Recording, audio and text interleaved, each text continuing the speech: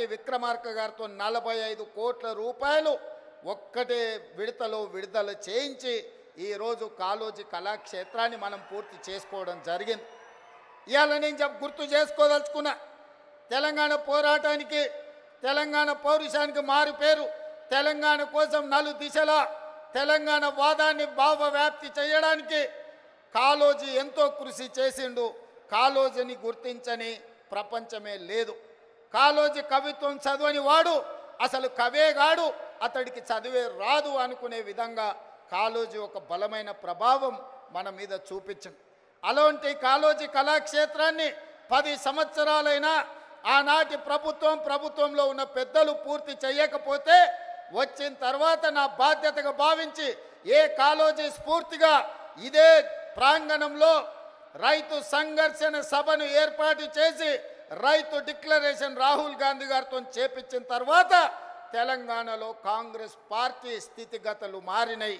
అందుకే ఈ కాళోజీ గడ్డ మీద నుంచి, ఈ ఓరుగల్లు పోరాటం నుంచి ఈనాడు తెలంగాణ రాష్ట్రంలో ప్రభుత్వం ఏర్పాటు చేసినాం.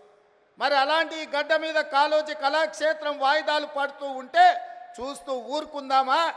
ఏది ఏమైనా ఎంత ఖర్చైనా కాళోజీ కళాక్షేత్రాన్ని పూర్తి చెయ్యాలన్న పట్టుదలతోటి ఇవాళ కాళోజీ కళాక్షేత్రాన్ని పూర్తి చేసుకొని ఇందిరమ్మ జయంతి నాడు ఈరోజు మనం ప్రారంభించుకున్నాం.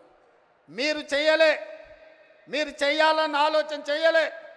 కనీసం చేసిన వాళ్ళను అభినందించడానికి మీ అధినేతలకు ఒకవేళ అభ్యంతరం ఉంటే మీరు నోరు మూసుకొనైనా ఉండండి తప్ప చేసే వాళ్ళ కాళ్ళల్లో కట్టెబెట్టాలన్న ఆలోచన చెయ్యకండి.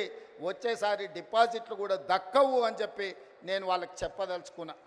అదేవిధంగా మిత్రులారా, ఈ వరంగల్, హైదరాబాద్ ఆనాడు నిజాం రాజులు పాలించినప్పుడు ఈ వరంగల్ సామ్రాజ్యం, కాకతీయుల కంచుకోటలు, రాణి రుద్రమ ప్రతాప రుద్రుడు ఒక పక్కన ఈ దేశానికి, ఈ ప్రపంచానికి తలమానికమైన ఒక గొప్ప పరిపాలన అందించి కాకతీయులు కట్టిన గొలుసుకట్టు చెరువులు ఇవాళ ప్రపంచానికే ఆదర్శమైన నగరం.